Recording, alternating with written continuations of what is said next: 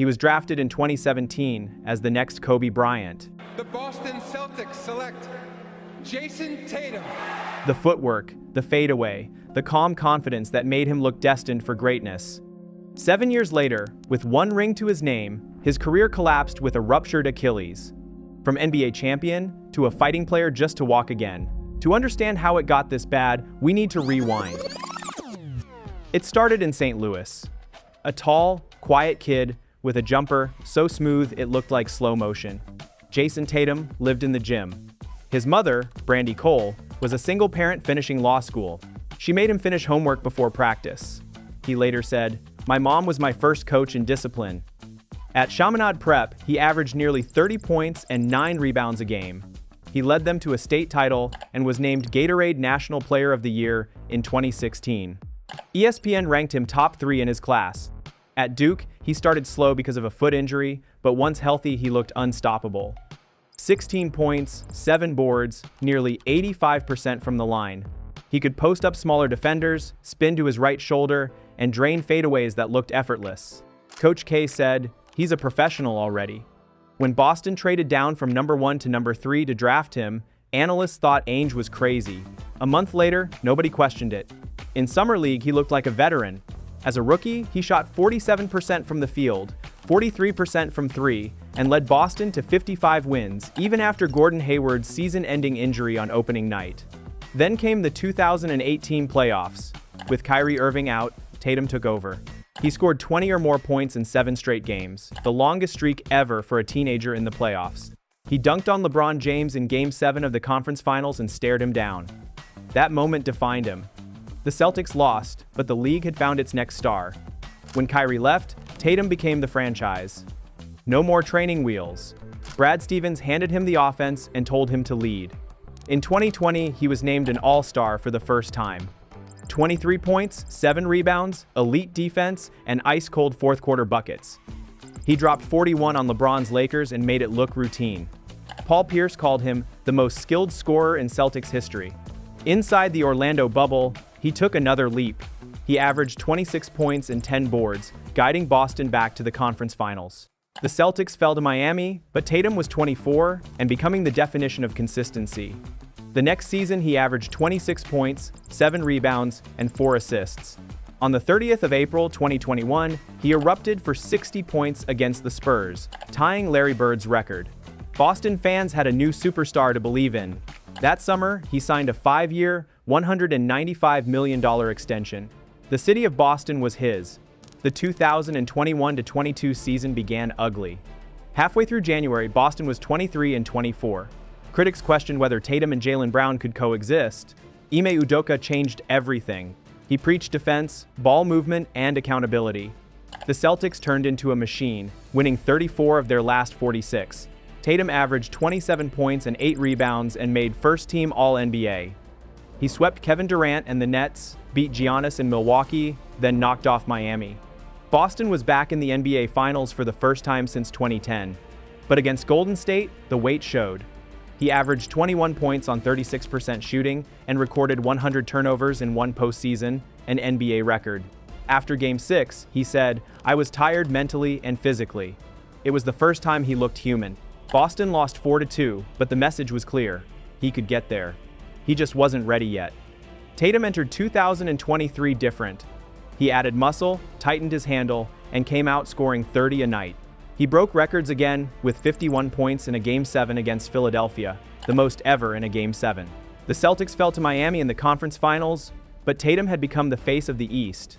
The next season, Boston retooled. They traded for Junior Holiday and Kristaps Porzingis. The team won 64 games, their best record since the Larry Bird era. Tatum averaged 26.9 points, 8.1 rebounds, 4.9 assists, and made first-team All-NBA again. In the 2024 playoffs, he was locked in. Boston rolled through Miami, Cleveland, and Indiana. In the finals, they beat Dallas 4-1. Tatum averaged 22 points, 7 rebounds, 7 assists. Jaylen Brown won Finals MVP, but Tatum was the engine. After the final buzzer, he hugged his son Deuce and said, "This is for you." At 26 years old, he had a ring, millions in endorsements, and the respect of the entire league. He was the definition of Mamba mentality. But success has a price. Tatum played over 80 games, including the playoffs, for 4 straight years. His body was exhausted, but he refused to slow down. The Celtics were back on top, and he wanted to build a dynasty. The offseason was a blur of travel and training. Team USA camp, sponsorship events, charity games, photo shoots. There was no real rest. By December 2024, Tatum was top 10 in the league in minutes per game. His numbers stayed elite, but his legs looked heavy. The lift on his jumper faded. The Celtics medical staff suggested he take nights off. He refused. He played through soreness in his right ankle, then a tight calf. Reporters asked if he was tired. He said, "No excuses. If I'm out there, I'm fine." Behind the scenes, trainers were worried. According to NBC Sports Boston, Tatum had shown signs of Achilles tendinopathy as early as March, subtle stiffness, and pain after back-to-backs. The team managed his minutes slightly, but he kept pushing. He wanted another title. He never imagined it would cost him a season. Game 4 of the Eastern Conference semifinals against the New York Knicks. Second quarter. Tatum took a step-back jumper, planted his right foot, and felt a sharp pop. He dropped immediately, grabbing his leg. No contact. No collision. Just silence. He tried to stand, but his foot wouldn't move. Teammates rushed to help. He was carried off in a wheelchair as fans looked on in shock. Minutes later, ESPN confirmed the worst, a ruptured right Achilles tendon. He underwent surgery the next morning, performed by Dr. Martin O'Malley at the Hospital for Special Surgery in New York, the same doctor who operated on Kevin Durant in 2019. The Celtics announced he would miss 6 to 12 months. Stephanie Abell of ESPN explained that Achilles tears are immediately recognizable and that Tatum was fortunate to receive surgery within 24 hours. "Early repair," she wrote, "offers the best chance for full function." LeBron tweeted, "Prayers up for JT." Durant wrote, "He'll come back stronger than ever." Even Kobe Bryant's old trainer Tim Grover said publicly, "This is his Mamba moment." The Celtics lost the series to New York. Their title defense was over. Tatum sat in the locker room with his foot in a cast and tears in his eyes. A season that started with hope had ended in shock. The surgery was successful. Tatum spent 2 weeks in a cast, then transitioned to a walking boot. He spent the summer at the Auerbach Center in Boston, relearning how to walk properly. Rehab was slow and painful. Every step was a reminder of how fragile a career can be. By July, he could walk without crutches. In August, he posted a video of himself shooting free throws with the caption, "Day by day." It hit 2 million views overnight. Fans filled the comments with encouragement and memories of his prime. Doctors say NBA players typically need around 10 months to return. That puts his timeline around March 2026. Sources from the Boston Globe said he was ahead of schedule and as focused as ever. He spent hours each day doing pool work, balance exercises, and calf raises. His trainer explained that the goal was to rebuild explosiveness without rushing. The psychological battle was just as tough.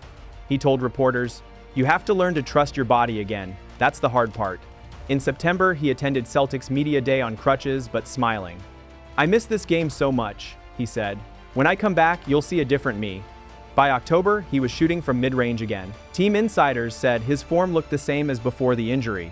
Videos of him cutting lightly on the court circulated on social media, giving fans hope. Comparisons to Durant grew louder. Durant returned from his own Achilles tear to average 27 points a game in Brooklyn. If Tatum could do the same, it would cement his legacy as one of the greats to ever wear green and white. But it wasn't just about basketball anymore. This was about identity. For 7 straight years, he was Boston's constant, never injured, never out, always dependable. Now he had to sit and watch. Teammates said he became a mentor to the rookies, showing up to every practice and film session. Even while recovering, he was leading. That mindset is why the Celtics believe he'll return stronger. As the 2026 season approaches, Boston fans are holding their breath. If he comes back healthy, the Celtics will again be title favorites. If he doesn't, his story becomes another what if. Either way, everyone knows one thing: Jayson Tatum isn't finished yet.